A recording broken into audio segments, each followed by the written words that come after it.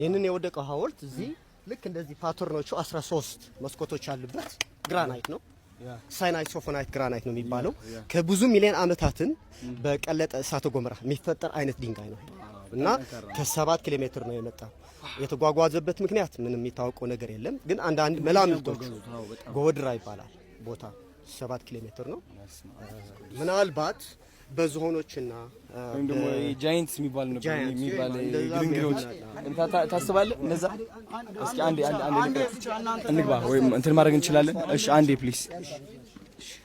አሁን ወደ ትልቁ መካነ መቃብር የአክሱማውያን ግዙፉን መካነ መቃብር ሞዘሌም ተብሎ ነው የሚጠራ።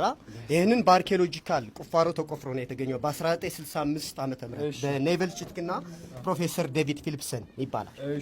እና እዚህ የነበሩ እቃዎች በሙሉ ተቆፍሮ ወጥተዋል። አሁን እንደምታየው ይሄ ግዙፍ መካነ መቃብር የአክሱማውያን ነገስታት ሊቀበርበት የነበረ ነው።